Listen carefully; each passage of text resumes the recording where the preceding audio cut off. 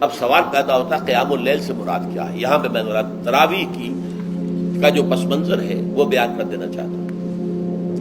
دیکھیے، جیسا کہ ہم نے خطبے میں بھی دیکھ لیا، اللہ نے قیام اللیل جو ہے اسے فرض نہیں ٹھہرایا، تطوع۔ قرآن مجید میں بھی اس کا کوئی ذکر نہیں، احادیث میں اس کی تشویق و ترغیب پوری موجود ہے۔ ایک اور حدیث بھی ہم بعد میں پڑھیں گے اس پر۔ اس کا پس منظر کیا تھا کہ اس کو چھوڑ دیا گیا۔ اب ظاہر بات ہے مسلمانوں میں کمزور بھی ہیں، مسلمانوں میں وہ مزدوری کرنے والے بھی ہیں، روزہ تو فرض ہے ان پر، چاہے مئی کا مہینہ ہے اور گندم کاٹنی ہے، روزہ تو پھر بھی رکھنا ہوگا، یہ سب کچھ ہے۔ لیکن یہ کہ رات کو پھر کھڑے رہنا ان کے لیے، جاگنا ممکن نہیں ہے، لہذا ان کے اوپر یہ چیز فرض نہیں۔ حضور نے تراویح کی نماز یا قیام اللیل نہ اسے فرض قرار دیا، نہ اس کے باجماعت کوئی اہتمام کیا مستقل۔ صرف 3 راتیں آپ نے جماعت کروائی ہے، اس میں 8 رکعتیں آپ نے پڑھی ہیں کہ جو آپ کا معمول تھا تہجد کا وہ پڑھی، اور تہجد کے وقت ہی جماعت کرائی ہے۔ یہ ہے وہ حدیث۔ اس کے علاوہ کسی نماز تراویح جو ہے جو ہم پڑھتے ہیں 20 رکعتیں عشاء کے ساتھ متصل، اس کا کوئی ذکر نہ دور نبوی میں ہے نہ دور صدیق اکبر میں ہے۔ یہ دور حضرت عمر کی خلافت میں ہوا ہے، اور ہم نہیں کہہ سکتے کتنے سال کے بعد ہوا ہے۔ حضرت عمر رضی اللہ تعالیٰ عنہ کی خلافت کا دور جو ہے وہ تو 10 برس ہے، ہو سکتا ہے 5 برس کے بعد ہوا ہو، 6 برس کے بعد ہوا ہو، 12 ہوا ہے ان کے عہد میں۔ حضرت عمر ایک مرتبہ مسجد میں داخل ہوئے، مسجد نبوی میں، تو دیکھا کہ کچھ لوگ 8، 10، 12 جو ہے وہ ایک جو ہے حافظ کے پیچھے کھڑے ہوئے اور قرآن سن رہے ہیں، کچھ دوسرے کونے میں کھڑے ہیں، کچھ کہیں اور کھڑے ہیں، مختلف جماعتیں ہو رہی ہیں۔ تو انہوں نے سوچا کہ کیوں نہ ان سب کو ایک امام کے پیچھے جمع کر دیا جائے، اور اس کے لیے لوگوں کی سہولت کے لیے عشاء کے ساتھ متصل رکھ دیا جائے، اس لیے کہ تہجد کے وقت اٹھنا جو ہے وہ تو ہر کس و ناقص کا کام نہیں ہے، کہ عشاء کے بعد اگر تھوڑا سا اضافی وقت ہو صرف، تو یہ ہر شخص کر لے گا، مزدور بھی کر لے گا۔ لہذا آپ نے یہ نظام تجویز فرمایا کہ عشاء کے متصلاً بعد 20 رکعت نماز پڑھی جائے اور ایک امام کے پیچھے پڑھی جائے۔ یہ گویا کہ اجتہاد ہے حضرت عمر رضی اللہ تعالی عنہ، اس کو آپ نے خود بدعت بھی قرار دیا ہے، لیکن بدعت حسنہ۔ بدعت کس اعتبار سے؟ لغوی اعتبار سے، نئی بات، اس لیے کہ حضور کے زمانے میں نہیں تھی، تو یہ اس طریقے سے ایک نئی بات ہے۔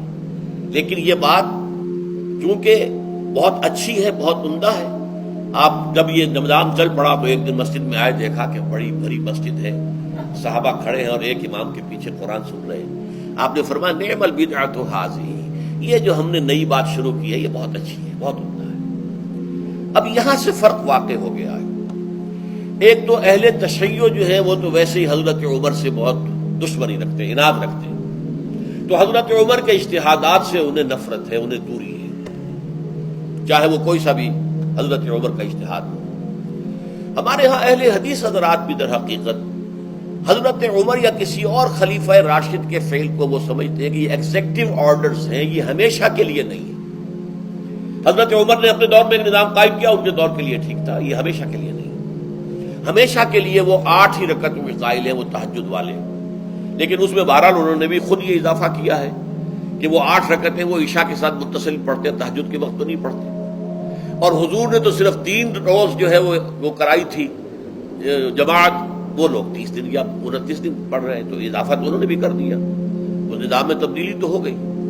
لیکن اہل سنت جو کہلاتے ہیں، ہمارے جو 4 جو ہیں، جو ہمارے مسلک ہیں، حنفی، مالکی، شافعی، حنبلی، ان کا اتفاق ہے اس پر حضرت عمر کا، کیونکہ ان کے سامنے اصول یہ ہے کہ حضور نے فرمایا علیکم بسنتی وسنت الخلفاء الراشدین المہدیین، تم پر لازم ہے کہ میری سنت کو پکڑو مضبوطی کے ساتھ، اور میرے خلفائے راشدین مہدیین جو ہیں ان کی سنت کو پکڑو۔ اس اصول سے یہ 4 فقہ جو ہیں حضرت عمر کے اجتہادات جو ہیں ان کو بھی پابندی سمجھتے ہیں کہ تمام عمر کے لیے، قیامت تک کے لیے امت مسلمہ پر ان کی پیروی لازم ہے، لہذا اس میں اجماع ہے۔ اور یہاں تک کہ یہ سب سے آخری جو اس میں مسلک پیدا ہوا ہے زمانی اعتبار سے، سب سے پہلے مسلک جو ہے حنفی پیدا ہوا ہے، پھر مالکی پیدا ہوا ہے، پھر شافعی پیدا ہوا ہے، اور پھر حنبلی آخری ہے۔ اور امام احمد ابن حنبل بہت بڑے محدث بھی ہیں. مسند احمد ابن حنبل جو ہے وہ بہت بڑی کتاب ہے، بہت اہم کتاب ہے، جامع کتاب ہے. تو ان کے ہاں بھی 20 رکعتیں ہیں. چنانچہ حرمین شریفین میں، سعودی عرب میں، مکے اور مدینہ منورہ میں جو نماز تراویح ہوتی ہے اس کی 20 رکعتیں ہیں. لیکن اہل حدیث حضرات جو ہے وہ اس 8 کے اوپر اکتفا کرتے ہیں. بہرحال یہ ایک اختلاف ہے جو میں نے اس کا پس منظر بیان کر دیا. لیکن اس 20 رکعت نماز سے ادا کرنے سے، جو کہ زیادہ سے زیادہ 50 منٹ یا 1 گھنٹہ لگتا ہے، اس سے وہ قیام اللیل کا حق ادا نہیں ہوتا. قیام اللیل کا تو کچھ اور ہی تقاضا ہے. قیام کسے کہتے ہیں؟ یہ سورہ مزمل سے واضح ہوتا ہے. یا ایھا المزمل قم اللیل الا قلیلا نصفہ او انقص منہ قلیلا او زد علیہ ورتل القرآن ترتیلا. آدھی رات یا آدھی رات سے کچھ کم، یعنی تہائی رات، یا آدھی رات سے کچھ زائد، 2 تہائی رات، یہ ہے قیام اللیل. چنانچہ سورہ مزمل ہی کی آخری آیت جو دوسرا رکوع مشتمل ہے جس پر، اس میں صاف کہہ دیا گیا ان ربک یعلم انک تقوم ادنی من ثلثی اللیل ونصفہ وثلثہ وطائفۃ من الذین معک. اے اللہ کے نبی، اللہ خوب واقف ہے کہ آپ بھی اور آپ کے ساتھ ایک جماعت بھی رات کو کھڑی رہتی ہے، 2 تہائی رات یا آدھی رات یا 1 تہائی رات. تو یہ سارا معاملہ جو ہے قیام اللیل کا، گویا کہ کم سے کم 1 تہائی رات پر اس کا اطلاق ہو سکے گا، یہ نہیں کہ 1 گھنٹے. اب اس کے ضمن میں دیکھیے حدیث پڑھیے. تیسری حدیث ہے عن عبداللہ ابن عمرو ابن العاص رضی اللہ تعالی عنہ. یہ وہی عبداللہ ابن عمرو ہے جن کی میں نے آپ کو حدیث پہلے سنائی ہے. یہ ساری رات کھڑے رہتے تھے، پوری رات، اور ہر روز روزہ رکھتے تھے، جس پر حضور نے منع کیا، لا تفعل، مت کرو ایسا. رضی اللہ عنہما، یہ خود بھی صحابی ہیں اور ان کے والد عمرو بن العاص بھی صحابی ہیں. ان رسول اللہ صلی اللہ علیہ وسلم قال، کہ اللہ کے رسول صلی اللہ علیہ وسلم نے فرمایا الصیام والقرآن یشفعان للعبد. روزہ اور قرآن بندے کے حق میں شفاعت کریں گے.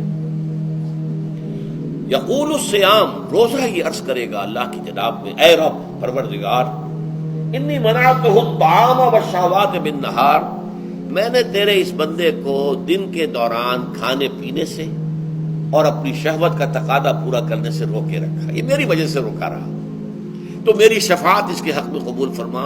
فشفعنی فیہ، میری شفاعت اس کے حق میں قبول فرما.